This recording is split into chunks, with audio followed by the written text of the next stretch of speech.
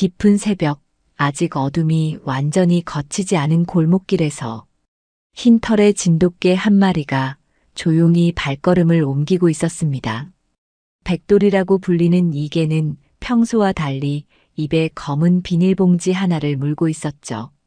마을 한복판을 가로질러 어디론가 향하는 백돌이의 모습은 마치 중요한 임무를 수행하는 것처럼 보였습니다. 그 누구도 모르는 사이에 벌어진 이 작은 사건이 곧 온 마을을 뒤흔들 큰 파장의 시작이 될 줄은 아무도 예상하지 못했습니다. 그날 아침 마을이 발칵 뒤집혔습니다. 그날 도대체 무슨 일이 있었던 걸까요? 마을 끝자락에 자리한 작은 한옥에서 광덕 할아버지가 일어나 마당을 쓸고 있었습니다. 수십 년째 변하지 않는 아침 일과였죠. 빗자루질을 하면서도 광덕의 마음은 무겁기만 했습니다. 마을 사람들 사이에서 구두쇠라는 별명으로 불리는 것을 모르지 않았기 때문입니다. 사실 광덕 할아버지는 예전에 누구보다 마음씨가 따뜻하고 베풀기를 좋아하는 사람이었습니다. 마을에 어려운 일이 생기면 제일 먼저 나서서 도왔고 이웃들의 경조사에도 빠지지 않고 참석했죠. 특히 농사철이 되면 혼자 사는 할머니들의 밭일을 도와주곤 했습니다. 젊은 시절 광덕의 집은 마을 사람들이 모이는 사랑방 역할을 했을 정도였습니다. 하지만 10년 전 가장 믿었던 친구 성만이가 자신을 배신하고 돈을 가지고 사라진 사건 이후로 광덕의 성격은 완전히 바뀌었습니다. 성만이는 광덕과 함께 작은 사업을 하자며 거액의 돈을 빌렸는데 어느 날 갑자기 연락이 끊어졌습니다. 나중에 알고 보니 다른 지역으로 이사를 가면서 광덕에게는 한마디 말도 없이 사라진 것이었죠.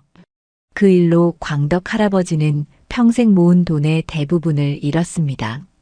하지만 돈보다 더 큰 상처는 마음이었습니다. 30년 넘게 형제처럼 지낸 친구가 자신을 그렇게 쉽게 버릴 수 있다는 사실이 광덕에게는 큰 충격이었습니다. 그때부터 광덕 할아버지는 사람들과의 만남을 피하기 시작했습니다. 마을 회관에서 열리는 모임에도 참석하지 않았고 장터에서도 필요한 물건만 사고 빨리 돌아왔죠. 말수도 현저히 줄어들었습니다. 심지어 함께 살고 있는 며느리 순이와 손주 민수에게조차 퉁명스럽게 대했습니다. 아버님, 아침 드세요. 순이가 정성스럽게 차린 밥상을 보며 불렀지만 광덕 할아버지는 고개만 끄덕일 뿐 별다른 말을 하지 않았습니다. 예전 같으면 고생했네, 순이야라며 따뜻한 말 한마디라도 건넸을 텐데 이제는 그런 여유조차 사라졌죠. 순이는 시아버지의 변화가 안타까웠지만 어떻게 해야 할지 몰라 그저 묵묵히 뒷바라지만 하고 있었습니다.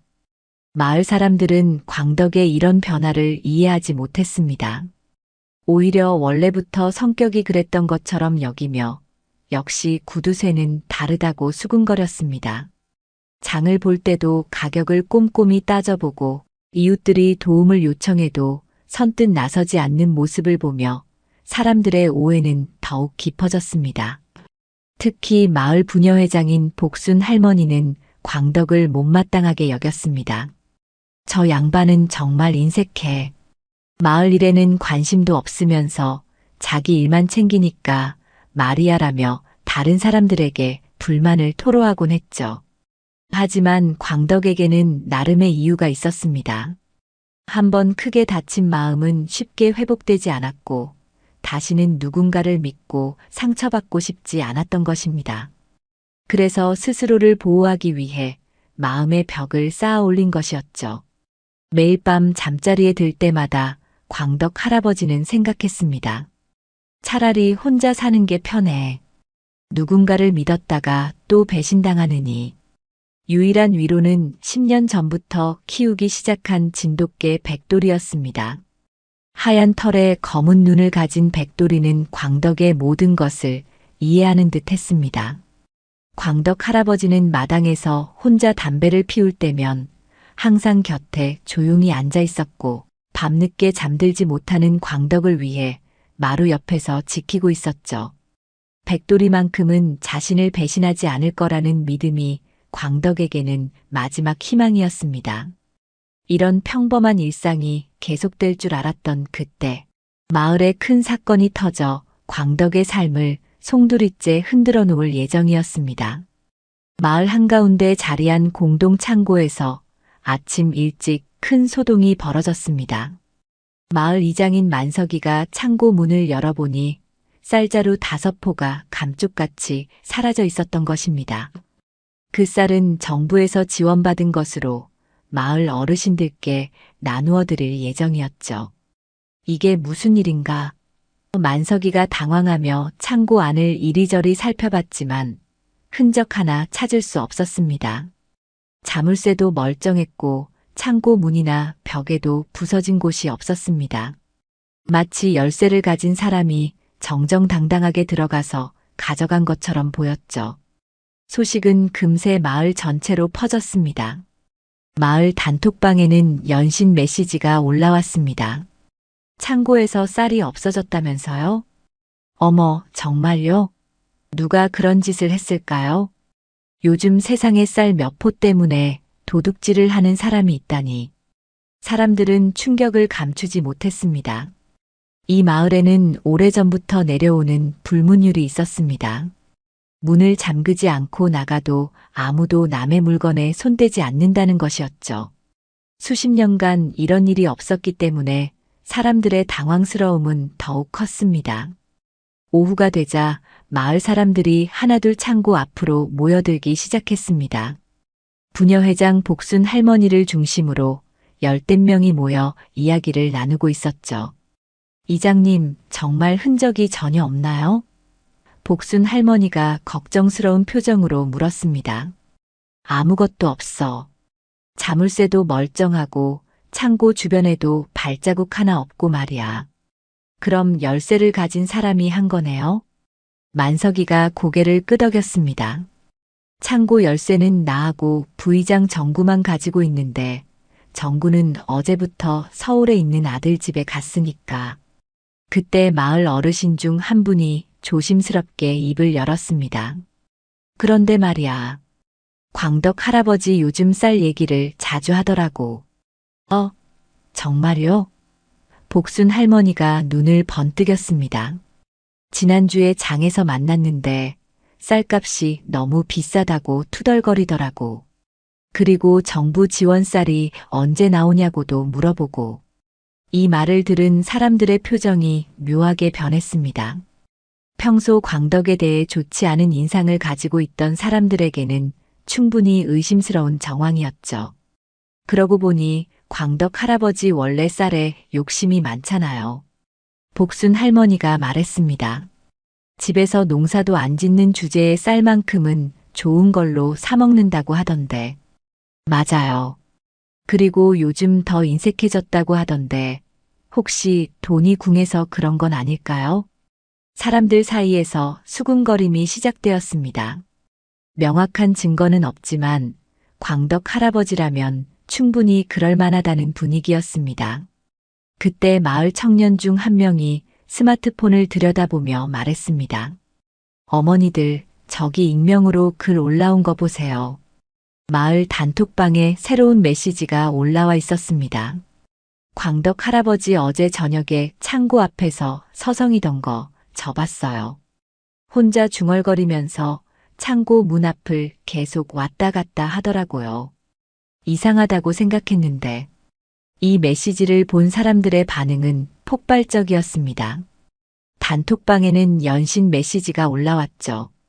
역시 그럴 줄 알았어요. 아이고, 정말 실망스럽네요. 나이 먹고 그런 짓을 하다니. 우리 마을에서 그런 일이 일어나다니 창피해요. 복순 할머니는 마치 명탐정이 사건을 해결한 것처럼 의기양양했습니다. 여러분, 이제 확실해졌잖아요. 광덕 할아버지가 범인이에요. 평소 행동 봐도 그렇고 어제 창고 앞에서 서성이던 것도 목격됐고 말이에요. 하지만 이장 만석이는 여전히 조심스러워했습니다. 그래도 확실한 증거가 있어야 하는 거 아닌가? 단순히 의심만으로는.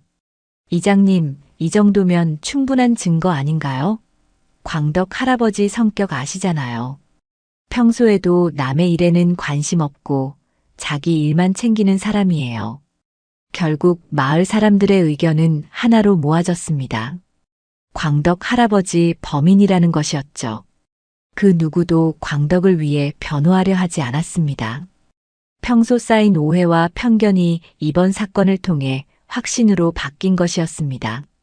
그 시각 광덕 할아버지는 집에서 백돌이와 함께 마루에 앉아 있었습니다.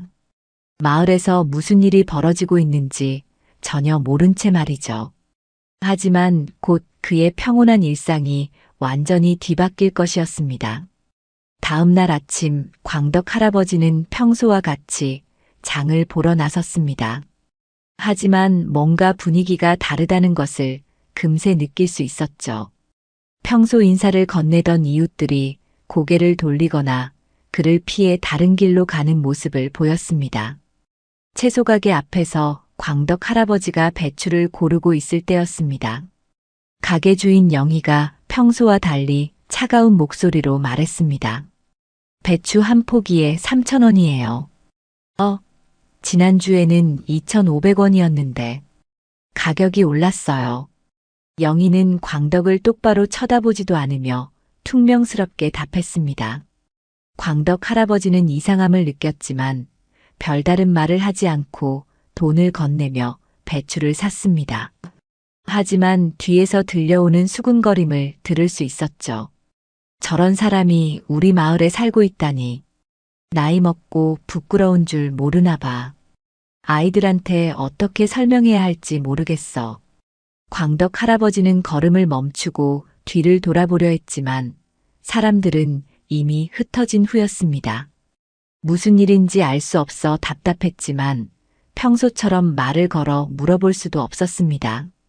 집으로 돌아가는 길에 마을 회관 앞을 지나가게 되었는데 거기서 복순 할머니와 몇몇 부녀 회원들이 광덕을 발견했습니다. 어머, 저기 광덕 할아버지 온다. 복순 할머니가 큰 소리로 말하자 다른 사람들도 모두 광덕을 쳐다봤습니다. 광덕 할아버지는 어색한 분위기를 느끼며 고개만 살짝 숙이고 지나가려 했습니다. 광덕 할아버지, 잠깐. 복순 할머니가 광덕을 불러 세웠습니다. 광덕 할아버지는 어쩔 수 없이 발걸음을 멈췄죠. 무슨 일이십니까? 광덕 할아버지, 우리 마을 창고에서 쌀이 없어진 거 알고 있죠? 광덕 할아버지는 깜짝 놀랐습니다. 쌀이 없어졌다고요? 언제 그런 일이? 모른 척하지 마. 어제 저녁에 창고 앞에서 서성이던 거 다 봤다고. 복순 할머니의 목소리는 점점 높아졌습니다. 주변에 있던 사람들도 하나둘 모여들기 시작했죠. 광덕 할아버지는 당황스러웠습니다. 저는 어제 창고 근처에 간 적이 없는데요. 거짓말 하지 마. 익명으로 제보까지 들어왔어. 창고 앞에서 중얼거리면서 왔다 갔다 했다고. 정말 아닙니다. 저는 어제 저녁에 집에서 백돌이랑 있었어요. 광덕 할아버지는 억울하다는 듯이 말했지만 사람들의 시선은 차갑기만 했습니다. 증인이라도 있어? 복순 할머니가 비꼬는 투로 말했습니다. 걔 말고 사람 말이야. 광덕 할아버지는 할 말이 없었습니다. 어제 저녁에 정말로 집에만 있었지만 그것을 증명할 방법이 없었죠. 며느리 순이는 친정에 갔고 손주 민수는 학원에 있었으니까요. 광덕 할아버지, 솔직히 말해. 정부 지원쌀이 급하게 필요했던 거 아니야? 마을 어르신 중 한 분이 타이르듯 말했습니다. 지금이라도 돌려놓으면 우리가 크게 문제 삼지 않을 테니. 저는 정말 모르는 일입니다. 광덕의 목소리가 떨렸습니다. 쌀도 충분히 있고 그런 짓을 할 이유가 없어요. 하지만 사람들은 광덕의 말을 믿지 않았습니다. 오히려 더욱 의심스러운 눈초리로 바라봤죠. 에이, 광덕 할아버지 성격 봐서는 그럴만도 하지. 원래 인색하잖아. 남 도와주는 것도 싫어하고. 평소 행동을 보면 충분히 그럴 수 있어. 광덕 할아버지는 가슴이 답답했습니다. 아무리 부정해도 사람들은 믿어주지 않았습니다. 평소 쌓인 오해와 편견이 이번 일을 통해 확신으로 바뀐 것 같았죠. 저는 집에 가보겠습니다. 광덕 할아버지가 힘없이 말하며 돌아서려 하자 복순 할머니가 마지막 한마디를 던졌습니다. 광덕 할아버지, 양심이 있으면 빨리 돌려놔. 온 마을이 다 알고 있으니까. 집으로 돌아온 광덕 할아버지는 마루에 주저앉았습니다. 백돌이가 다가와 광덕의 무릎에 머리를 기댔지만 광덕의 마음은 무겁기만 했습니다. 저녁이 되어 순이가 친정에서 돌아왔습니다. 마을에서 일어난 일을 들은 순이의 표정도 어두웠죠. 아버님, 정말 아니시죠? 순이가 조심스럽게 물었을 때 광덕의 가슴이 먹먹해졌습니다. 심지어 며느리마저 자신을 의심하고 있었던 것입니다. 순이야, 나는 정말 그런 짓 안 했다. 네, 믿어요, 아버님. 하지만 순이의 목소리에는 확신이 없었습니다. 광덕 할아버지는 그 미묘한 변화를 놓치지 않았죠. 그날 밤 광덕 할아버지는 잠을 이룰 수 없었습니다. 10년 전 친구의 배신으로 받은 상처가 다시 아물어 오르는 것 같았습니다.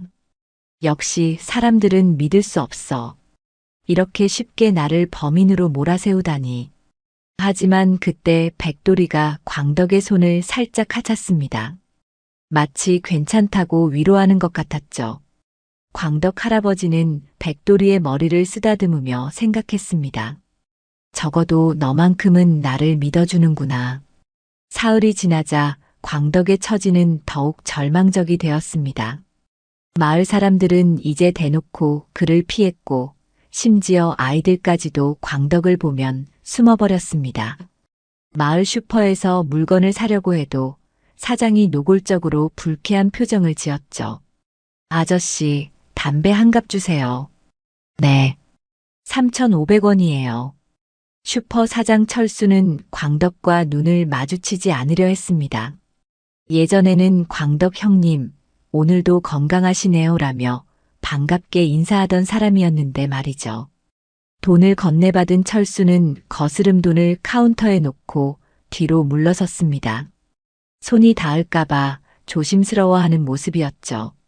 광덕 할아버지는 그런 철수의 모습을 보며 가슴이 쓰라렸습니다. 길을 걸으면서도 사람들의 시선을 피할 수가 없었습니다. 창문 너머로 힐끔힐끔 쳐다보는 시선들, 뒤에서 들려오는 수군거림, 그리고 아이들에게 저 할아버지한테 가면 안 되라고 말하는 어머니들의 목소리까지. 가장 마음 아픈 건 손주 민수의 변화였습니다. 평소 할아버지를 따르던 민수가 이제는 광덕을 멀리했습니다. 민수야, 할아버지랑 같이 산책 갈까? 싫어요. 친구들이 우리 할아버지는 도둑이라고 놀려요. 8살 민수의 순진한 말 한마디가 광덕의 마음에 대못을 박았습니다. 아이들 세계에까지 소문이 퍼진 것이었죠. 민수야, 할아버지는 그런 짓 안 했단다. 정말요? 그럼 왜 모든 사람들이 할아버지가 나쁘다고 해요? 광덕 할아버지는 답할 말이 없었습니다. 어떻게 8살 아이에게 어른들의 편견과 오해에 대해 설명할 수 있겠습니까? 며느리 순이도 점점 눈치를 보기 시작했습니다. 마을 부녀회에서 만나는 사람들이 계속 이 일에 대해 이야기하니까 견디기 힘들었던 것이죠. 아버님, 정말 아무것도 모르세요? 순이가 다시 한번 물었을 때 광덕 할아버지는 깊은 한숨을 내쉬었습니다. 순이야, 내가 몇 번을 말해야 믿겠니? 나는 정말 모르는 일이야. 네. 그런데 사람들이 자꾸 이상한 말을 해서요. 어제는 복순 할머니 어머니가 우리 가족도 의심스럽다고 하더라고요. 이제는 가족까지 의심받는 상황이 된 것입니다. 광덕 할아버지는 자신 때문에 가족들이 고통받는 것이 가장 괴로웠습니다. 그런 광덕에게 유일한 위로는 백돌이었습니다. 다른 모든 사람이 등을 돌렸지만 백돌이만큼은 변함없이 광덕 곁에 있어줬죠. 아침에 일어나면 마루 앞에서 기다리고 있고 밤에 잠들 때까지 광덕의 곁을 지켰습니다. 하지만 며칠 전부터 백돌이에게도 이상한 변화가 생겼습니다. 평소에는 저녁 식사 후에 마당에서 쉬거나 광덕 곁에 누워있던 백돌이가 어느 날부터인가 밤마다 외출을 하기 시작한 것입니다. 처음에는 별로 신경 쓰지 않았습니다. 개들도 가끔 밤에 돌아다니는 것이 자연스러운 일이니까요. 하지만 매일 밤 정해진 시간에 나가서 새벽에 돌아오는 백돌이의 행동이 점점 이상해 보였습니다. 백돌아, 어디 갔다 오는 거야? 광덕 할아버지가 물어봐도 백돌이는 그저 꼬리만 살랑거릴 뿐이었습니다. 하지만 눈빛은 평소와 달리 진지해 보였죠. 그러던 어느 날 새벽 광덕 할아버지는 화장실에 가려고 일어나다가 마당에서 이상한 소리를 들었습니다. 조심스럽게 창문으로 내다보니 백돌이가 입에 뭔가를 물고 마당으로 들어오고 있었습니다. 검은 비닐봉지였습니다. 광덕 할아버지는 깜짝 놀라 밖으로 나갔습니다. 백돌이는 광덕을 보자 꼬리를 흔들며 다가왔지만 입에 물고 있던 봉지는 놓지 않았습니다. 백돌아, 그게 뭐야? 어디서 가져온 거야? 광덕 할아버지가 손을 내밀자 백돌이는 조심스럽게 봉지를 내려놓았습니다. 봉지 안에서 뭔가 딱딱한 것들이 만져졌죠. 광덕 할아버지는 궁금증을 참지 못하고 봉지를 열어봤습니다. 그 안에는 낡은 장갑 한 짝, 작은 녹음기 하나, 그리고 찢어진 쌀포대 조각이 들어 있었습니다. 이게 뭐지? 광덕 할아버지는 손전등을 가져와 자세히 살펴봤습니다. 장갑은 작업용으로 보였고 쌀포대 조각에는 정부 지원 쌀이라는 표시가 희미하게 남아 있었습니다. 그리고 녹음기는 광덕 할아버지가 녹음기의 재생 버튼을 눌렀을 때 그의 얼굴이 순간 굳어졌습니다. 익숙한 목소리가 들려왔기 때문입니다. 형, 창고에서 조금 빼온 건데 왜 이렇게 난리야? 그러게 말이야. 어차피 나눠주는 건데 우리가 미리 가져간 게 뭐가 문제야? 그런데 사람들이 범인 찾는다고 난리더라. 걱정 마. 그냥 광덕 할아버지 탓하면 되지. 다들 그 양반 싫어하잖아. 맞아. 광덕 할아버지면 딱 좋겠다. 평소 행동 봐서도 의심받을 만하고. 광덕 할아버지는 녹음을 들으며 몸이 떨렸습니다. 마을 청년 2명의 목소리였습니다. 석진이와 용호의 목소리가 분명했죠. 백돌아, 이걸 어디서 가져온 거야? 백돌이는 그저 광덕을 올려다볼 뿐이었습니다. 하지만 그 눈빛에는 무언가 간절한 것이 담겨 있었습니다. 마치 이제 진실을 밝혀달라고 말하는 것 같았죠. 광덕의 마음은 복잡했습니다. 드디어 자신의 억울함을 벗을 수 있는 증거가 생겼지만 동시에 마을 사람들이 얼마나 쉽게 자신을 의심했는지에 대한 상처도 깊었습니다. 하지만 백돌이가 이렇게까지 해준 것을 생각하면 가만히 있을 수는 없었습니다.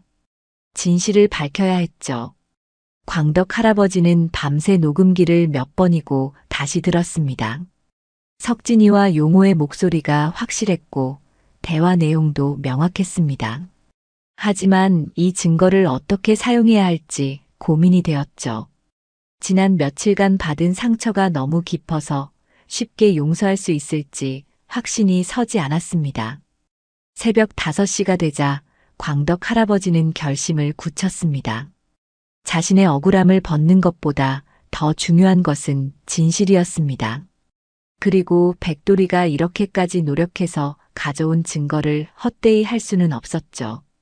백돌아, 고맙다. 내가 아니었으면 나는 평생 억울하게 살았을 거야. 백돌이는 광덕의 손을 살짝 핥으며 꼬리를 살랑거렸습니다. 마치 당연한 일을 했을 뿐이라고 말하는 것 같았죠.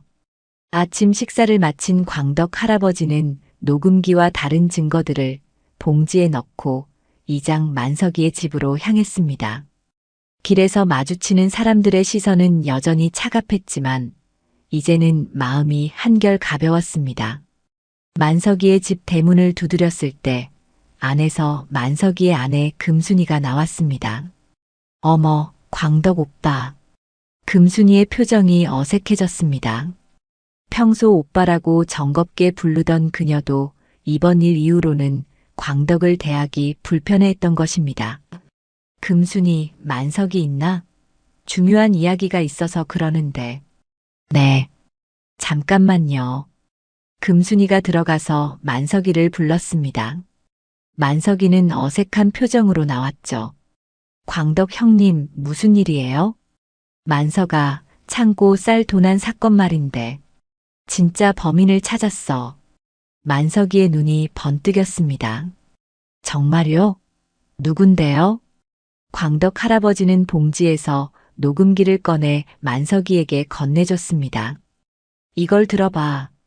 만석이가 녹음기를 재생하자 석진이와 용호의 대화가 흘러나왔습니다. 처음에는 무표정하던 만석이의 얼굴이 점점 굳어졌죠. 이게 정말 석진이하고 용호 목소리네요. 어디서 구한 거예요? 우리 백돌이가 가져왔어. 이것 말고도 다른 증거들도 있어. 광덕 할아버지가 장갑과 쌀포대 조각을 보여주자 만석이는 완전히 확신했습니다. 이거 완전히 결정적인 증거네요. 광덕 형님, 정말 죄송했습니다. 저희가 너무 성급하게 판단한 것 같아요. 만석아, 나는 괜찮어. 그보다 빨리 진실을 밝혀야 하지 않겠나? 마을 사람들이 계속 오해하고 있잖아. 만석이는 고개를 끄덕였습니다. 당장 마을 회의를 소집하겠습니다. 모든 사람들 앞에서 진실을 밝혀야죠.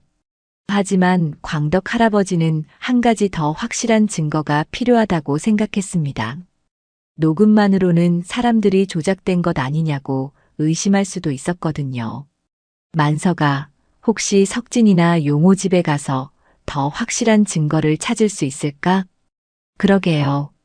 하지만 함부로 남의 집에 들어갈 수는 없고. 그때 백돌이가 갑자기 꼬리를 세우며 어디론가 가려는 듯한 행동을 보였습니다. 광덕 할아버지는 백돌이의 의도를 알 것 같았죠. 만석아, 우리 백돌이를 따라가 보자. 뭔가 더 보여줄 게 있는 것 같아. 두 사람은 백돌이를 따라 마을 뒤편으로 향했습니다. 백돌이는 마치 길을 알고 있다는 듯이 망설임 없이 앞서 걸었죠. 얼마 후 백돌이가 멈춘 곳은 마을 뒤편 개울가였습니다. 평소 아무도 오지 않는 곳이었죠. 백돌이는 개울가 바위 틈을 향해 짖기 시작했습니다. 여기에 뭐가 있나? 만석이가 바위 틈을 살펴보니 비닐봉지 하나가 숨겨져 있었습니다. 봉지 안에는 나머지 쌀이 소분해서 들어있었죠. 이거 완전히 결정적이네요. 이제 더 이상 의심할 여지가 없어요. 만석이는 즉시 휴대폰으로 마을 사람들에게 연락을 돌렸습니다. 오후 2시에 마을 회관에서 긴급 회의가 있다고 공지한 것입니다. 광덕 형님, 이제 모든 게 밝혀질 거예요. 정말 죄송했습니다. 만석아, 괜찮다고 했잖아. 그보다 석진이하고 용호한테는 어떻게 할 거야? 일단 회의에서 증거를 공개하고 본인들이 자백하도록 기회를 주겠어요. 그래도 안 되면 경찰서에 신고해야죠. 집으로 돌아온 광덕 할아버지는 백돌이를 쓰다듬으며 말했습니다. 백돌아, 너는 정말 똑똑하구나. 어떻게 그런 증거들을 다 찾아낸 거야? 백돌이는 광덕의 손길에 기대며 눈을 감았습니다. 마치 주인을 위해서라면 뭐든지 할 수 있다고 말하는 것 같았죠. 오후가 되자 마을 사람들이 하나둘 회관으로 모여들기 시작했습니다. 대부분 광덕의 처벌에 대해 논의하려는 줄 알고 온 것이었죠. 하지만 곧 그들은 놀라운 진실을 마주하게 될 것이었습니다. 광덕도 백돌이와 함께 회관으로 향했습니다. 마지막으로 자신의 억울함을 벗고 진실을 밝힐 시간이 다가온 것입니다. 오후 2시 마을 회관에는 30여 명의 주민들이 모여 있었습니다. 대부분 광덕의 처벌 방안을 논의하려는 줄 알고 온 사람들이었죠. 복순 할머니를 비롯한 부녀회원들은 앞자리에 앉아 이야기꽃을 피우고 있었습니다. 이제 확실히 처리해야 해요. 우리 마을 체면이 말이 아니잖아요. 맞아요. 경찰서에 신고하는 게 맞을 것 같아요. 아이들이 보는 앞에서 그런 일이 일어나다니 정말 교육상 안 좋아요. 그때 광덕 할아버지가 백돌이와 함께 회관 문을 열고 들어왔습니다. 순간 회관 안이 조용해졌죠. 모든 사람의 시선이 광덕에게 집중되었습니다. 어머, 저 사람이 뻔뻔하게 나타났네. 양심도 없나 봐. 이런 자리에 어떻게 나와? 사람들의 수군거림이 시작되었지만 광덕 할아버지는 담담한 표정으로 뒤쪽 자리에 앉았습니다. 백돌이는 광덕의 발밑에 조용히 누웠죠. 이장 만석이가 일어나서 회의를 시작했습니다. 여러분, 오늘 모이신 이유는 창고 쌀 도난 사건 때문입니다. 하지만 여러분이 생각하시는 것과는 다른 이야기를 하려고 합니다. 사람들이 웅성거리기 시작했습니다. 뭔가 다른 전개가 될 것 같다는 느낌을 받은 것이죠. 사실 진짜 범인이 따로 있습니다. 광덕 형님은 완전히 무죄입니다. 네, 무슨 말씀이세요? 복순 할머니가 놀라며 일어섰습니다. 다른 사람들도 당황한 표정이었죠.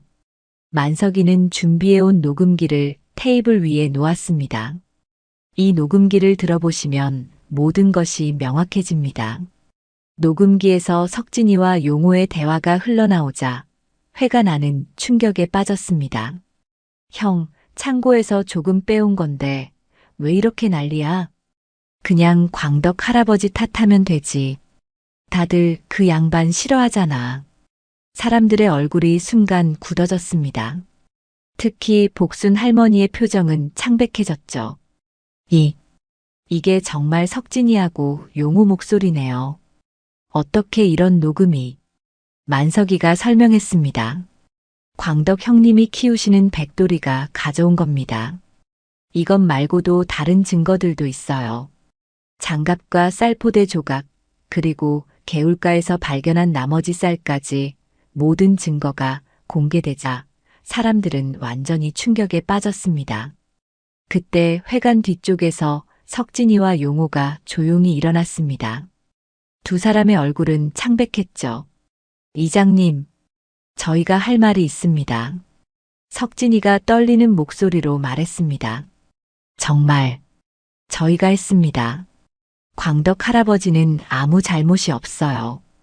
용호도 고개를 숙이며 말했습니다. 죄송합니다. 저희가 쌀이 급하게 필요해서. 그런데 사람들이 범인을 찾는다고 하니까 무서워서. 회관 안이 웅성거렸습니다. 사람들은 믿을 수 없다는 표정으로 두 청년을 바라봤죠. 복순 할머니가 부들부들 떨며 일어났습니다. 그럼 우리가 광덕 할아버지를 잘못 의심한 거네요? 네. 저희가 광덕 할아버지 평소 성격을 이용해서 정말 죄송합니다. 석진이의 고백에 사람들은 할 말을 잃었습니다. 지난 며칠간 자신들이 얼마나 성급하게 판단했는지 깨달은 것이죠. 만석이가 다시 말했습니다. 여러분, 이제 진실이 모두 밝혀졌습니다. 광덕 형님께 정중히 사과드려야 할 것 같습니다. 그때 광덕 할아버지는 조용히 일어났습니다. 회관 안이 다시 조용해졌죠. 여러분, 광덕의 목소리는 잔잔했지만 감정이 묻어났습니다. 저는 여러분이 저를 의심한 것보다 더 아픈 건 따로 있었습니다. 사람들이 숨을 죽이고 광덕의 말을 들었습니다. 제가 이 마을에서 살아온 게 50년이 넘습니다. 그동안 이웃으로 지내면서 정말 많은 일들을 함께 겪었죠. 하지만 이번 일로 깨달았어요. 평소 제가 여러분들과 얼마나 멀어져 있었는지를 말입니다. 광덕 할아버지는 잠시 말을 멈추고 한숨을 쉬었습니다. 10년 전 친구에게 배신당한 후로 저는 마음의 문을 닫고 살았습니다. 그게 여러분들에게는 차갑고 인색한 사람으로 보였을 거예요. 그래서 이번에도 쉽게 의심받았고요. 사람들이 고개를 숙였습니다. 평소 광덕에 대한 자신들의 편견을 되돌아보게 된 것이죠. 하지만 이제는 알겠어요. 혼자 살아가는 것보다 서로 믿고 의지하는 게 얼마나 중요한지를 말입니다. 광덕 할아버지는 백돌이를 내려다보며 미소를 지었습니다.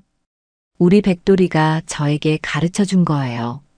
진정한 믿음이 뭔지를 말이죠. 그때 복순 할머니가 눈물을 글썽이며 일어났습니다. 광덕 할아버지, 정말 미안해요. 우리가 너무 성급했어요. 다른 사람들도 하나둘 일어나기 시작했습니다. 모두 미안하다는 표정이었죠. 하지만 광덕에게는 아직 끝나지 않은 일이 하나 더 있었습니다. 백돌이가 어떻게 그 모든 증거를 찾아낸 것인지 그 놀라운 이야기가 남아 있었던 것입니다. 회관에서의 진실 공개 이후 마을 분위기는 완전히 바뀌었습니다. 사람들은 광덕에게 진심으로 사과했고 석진이와 용호는 남은 쌀을 모두 반납하며 깊이 반성하는 모습을 보였습니다. 하지만 가장 궁금한 것은 백돌이가 어떻게 그 모든 증거를 찾아낸 것인지였죠. 그날 저녁 광덕 할아버지는 마루에 앉아 백돌이와 함께 있었습니다. 며느리 순이와 손주 민수도 함께 자리했죠. 민수는 이제 할아버지를 다시 따르기 시작했습니다. 할아버지, 백돌이가 정말 똑똑하네요. 어떻게 나쁜 사람들을 잡았어요? 민수의 순진한 질문에 광덕 할아버지는 미소를 지었습니다. 그러게 말이야. 백돌이가 어떻게 그런 일을 해낸 걸까? 광덕 할아버지는 백돌이의 머리를 쓰다듬으며 생각해보니 며칠 전부터 백돌이의 행동에 여러 단서가 있었습니다. 매일 밤 정해진 시간에 외출하고 새벽에 돌아오던 것, 그리고 가끔 흙냄새를 풍기며 돌아오던 것까지. 다음 날 아침 광덕 할아버지는 백돌이와 함께 산책을 나섰습니다. 이번에는 백돌이가 어디로 가는지 따라가 보기로 한 것이죠. 백돌이는 먼저 석진이의 집 뒤편으로 향했습니다. 거기서 잠시 멈춰서서 냄새를 맡더니 집 뒤 창고 쪽으로 다가갔습니다. 창고 근처 땅에는 작은 구멍이 파여 있었죠. 이게 뭐지? 광덕 할아버지가 구멍을 자세히 보니 백돌이가 판 것 같았습니다. 그리고 그 구멍 근처에서 장갑의 흔적과 쌀가루가 조금 남아있는 것을 발견할 수 있었죠. 백돌아, 내가 여기서 증거를 찾은 거구나. 백돌이는 꼬리를 흔들며 다음 장소로 향했습니다. 이번에는 용호의 집이었죠. 용호의 집 뒤편에도 비슷한 흔적이 있었습니다. 백돌이가 파헤친 듯한 땅과 쌀포대 조각들이 흩어져 있었습니다. 정말 놀랍다. 내가 이 모든 걸 혼자 찾아낸 거야? 마지막으로 백돌이는 개울가로 향했습니다. 어제 쌀을 발견했던 그 장소였죠. 백돌이는 그곳에서 코를 킁킁거리며 주변을 살폈습니다. 광덕 할아버지는 이제 백돌이가 어떻게 진실을 밝혀낸 건지 이해할 수 있었습니다. 백돌이는 밤마다 마을을 돌아다니며 수상한 냄새를 추적한 것이었죠. 깨 뛰어난 후각으로 쌀의 흔적을 찾아내고 범인들이 숨겨둔 증거들을 하나씩 발견해낸 것입니다. 백돌아, 너는 정말 훌륭한 탐정이구나. 오후에 마을 사람들이 광덕의 집을 찾아왔습니다. 이장 만석이를 비롯해 복순 할머니, 그리고 다른 마을 어르신들까지 모두 와서 정식으로 사과하러 온 것이었죠. 광덕 형님, 정말 죄송했습니다. 만석이가 깊이 고개를 숙였습니다. 저희가 너무 성급하게 판단했어요. 앞으로는 이런 일이 없도록 하겠습니다. 복순 할머니도 눈물을 글썽이며 말했습니다. 광덕 할아버지, 내가 정말 미안해. 평소에도 너를 오해만 했네. 이제라도 다시 시작할 수 있을까? 광덕 할아버지는 사람들을 바라보며 마음이 복잡했습니다. 분명 상처받은 일이었지만 이렇게 진심으로 사과하는 모습을 보니 마음이 누그러졌습니다. 여러분, 저도 잘못이 있었어요. 10년 동안 마음의 문을 닫고 살면서 여러분들과 소통하지 않았으니까요. 광덕 할아버지는 잠시 말을 멈추고 백돌이를 바라봤습니다. 하지만 우리 백돌이 덕분에 깨달았어요. 혼자 사는 것보다 함께 사는 게 얼마나 중요한지를 말이죠. 그때 마을 이웃들 중 한 분이 말했습니다. 광덕 할아버지, 그럼 이제 마을 일에도 참여해 주겠어요? 우리가 정말 필요로 하고 있거든요. 네, 그럼요. 이제는 마을 일에도 적극적으로 참여하겠습니다. 사람들의 얼굴에 밝은 미소가 번졌습니다. 오랫동안 멀어져 있던 이웃이 다시 돌아온 것 같은 기분이었죠. 그런데 백돌이는 정말 똑똑하네요. 어떻게 그런 일을 해낸 거예요? 한 어르신이 감탄하며 말했습니다. 광덕 할아버지는 백돌이의 머리를 쓰다듬으며 대답했습니다. 백돌이는 제가 억울해하는 걸 보고 도와주고 싶었던 것 같아요. 개들은 주인의 마음을 잘 아니까요. 정말 신기해요. 마치 사람 같아. 네, 백돌이는 저에게 가족 같은 존재예요. 그날 저녁 사람들이 모두 돌아간 후 광덕 할아버지는 마당에서 백돌이와 함께 시간을 보냈습니다. 하늘에는 별이 총총했고 마을은 평화로웠습니다. 백돌아, 고맙다. 내가 아니었으면 나는 평생 억울하게 살았을 거야. 백돌이는 광덕의 옆에 조용히 누워 눈을 감았습니다. 마치 이제 모든 게 해결됐다고 안심하는 것 같았죠. 광덕도 오랜만에 마음이 편안했습니다. 10년 만에 처음으로 마을 사람들과 마음을 터놓고 이야기할 수 있었고, 앞으로는 더 이상 혼자가 아니라는 확신이 들었습니다. 그날 밤 광덕 할아버지는 오랜만에 깊은 잠에 빠져들었습니다. 지난 며칠간의 스트레스와 긴장이 풀리면서 마음이 한결 가벼워진 것이죠. 꿈속에서도 백돌이와 함께 평화로운 마을을 거니는 모습이 나타났습니다. 다음 날 아침 광덕 할아버지가 일어나 보니 백돌이가 평소보다 늦게 잠에서 깨어나고 있었습니다. 며칠간 밤마다 마을을 돌아다니며 증거를 찾느라 피곤했던 것 같았죠. 백돌아, 많이 피곤했지? 이제 푹 쉬어도 돼.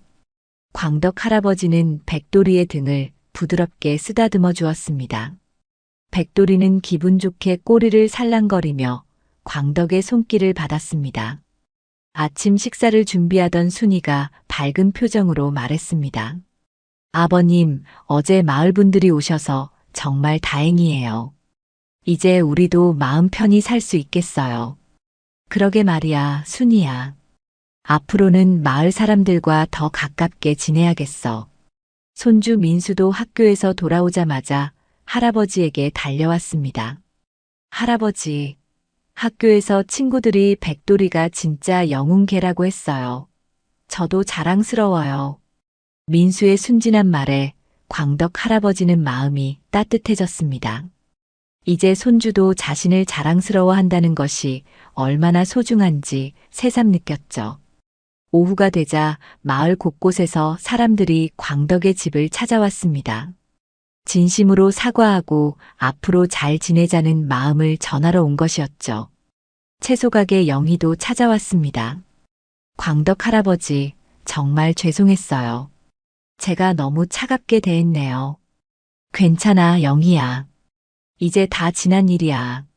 앞으로는 좋은 채소 나오면 제일 먼저 알려드릴게요. 슈퍼 사장 철수도 머쓱한 표정으로 나타났습니다. 형님, 제가 정말 잘못했습니다. 앞으로는 예전처럼 편하게 지내요. 철수야, 너무 신경 쓰지 마. 우리가 언제부터 그런 사이였나. 하지만 무엇보다 감동적이었던 것은 석진이와 용호가 함께 찾아온 것이었습니다. 두 청년은 깊이 고개를 숙이며 진심으로 사과했습니다. 할아버지, 저희가 정말 잘못했습니다. 석진이가 떨리는 목소리로 말했습니다. 할아버지를 범인으로 만들려고 했던 건 정말 용서받을 수 없는 일이에요. 용호도 눈물을 글썽이며 말했습니다. 할아버지가 평소에 얼마나 좋은 분인지 이제 알았어요. 저희가 너무 이기적이었습니다. 광덕 할아버지는 두 청년을 바라보며 복잡한 마음이 들었습니다. 분명 큰 상처를 준 사람들이었지만 이렇게 진심으로 뉘우치는 모습을 보니 마음이 누그러졌습니다. 석진아, 용호야. 너희들도 어린데 실수할 수 있지. 다만 앞으로는 이런 일이 없도록 해야겠다. 네, 꼭 그렇게 하겠습니다. 두 청년은 깊이 절을 하며 약속했습니다. 저녁이 되자 광덕 할아버지는 백돌이와 함께 마을을 산책했습니다. 오랜만에 마을 사람들과 자연스럽게 인사를 나누며 걸을 수 있었죠. 광덕 형님, 안녕하세요. 백돌이도 안녕. 우리 마을의 명탐정 백돌이네. 사람들의 따뜻한 인사가 이어졌습니다. 백돌이도 기분이 좋은지 꼬리를 힘차게 흔들며 걸었습니다. 마을 회관 앞을 지날 때 이장 만석이가 나왔습니다. 광덕 형님, 잠깐만요. 말씀드릴 게 있어서요. 무슨 일인가, 만석아? 다음 주에 마을 발전 회의가 있는데 꼭 참석해 주세요. 형님 같은 어르신의 의견이 필요해요. 그럼 당연히 참석하지. 광덕의 대답에 만석이가 환하게 웃었습니다.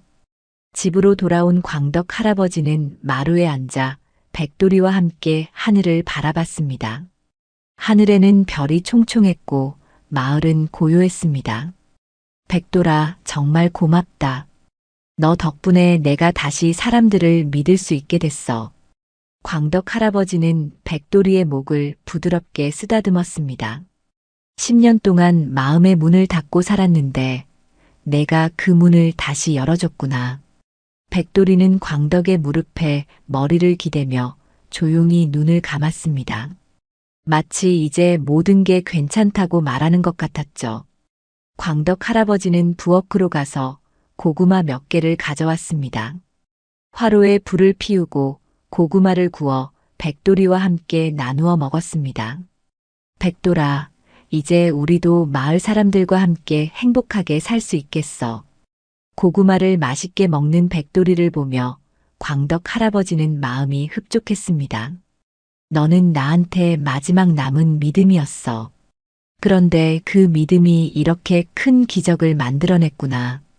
밤이 깊어갈수록 마을은 더욱 조용해졌습니다.